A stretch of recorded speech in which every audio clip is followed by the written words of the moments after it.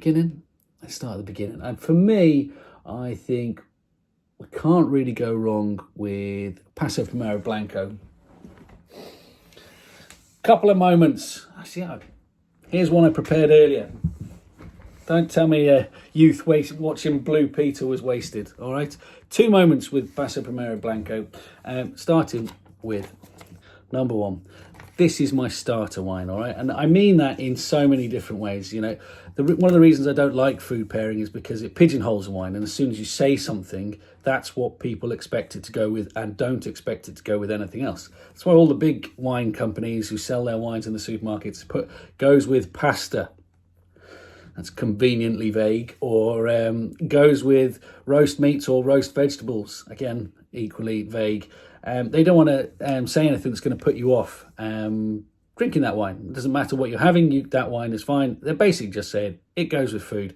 All wine goes with food.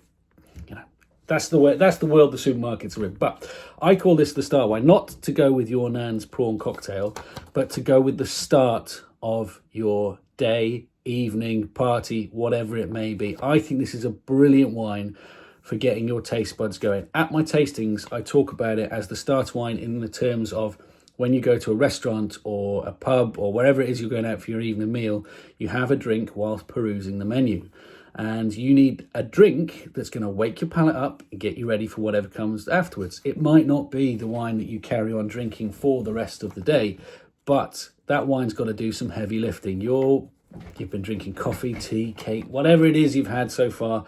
You need to recalibrate, get going again, and you need a wine that's fresh, vibrant, has aromatics, acidity, and a bit of body to get rid of the palate and get it all working again. And that's why I call this the start wine, because it does all of that and more.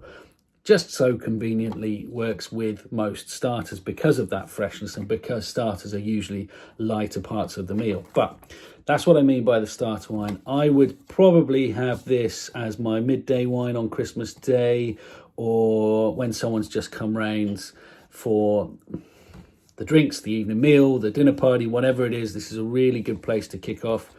I don't make fizz, so I don't have any fizz to start off with. I have Paso-Primero Blanco.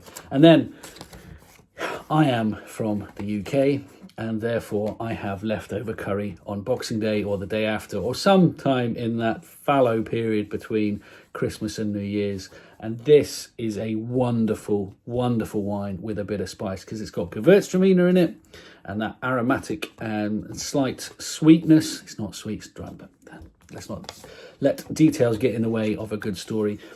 It's really good at carrying those spices. Now, whether or not that's a turkey curry, vegetable curry, spicy curry, not a spicy curry, all of those aromatics in the spices are going to come through with the aromatics in the wine, and there's lovely acidity in it to freshen you up as well. So I would say Paso-Primero Blanco. 2 moments, starter wine and the leftover curry wine.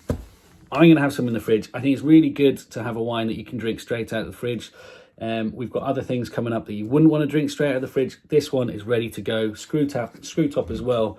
So there's no wastage, there's no hanging around. This is a really good wine to have in the house for the whole duration of the Christmas period, so that if someone turns up, you've got something to serve them.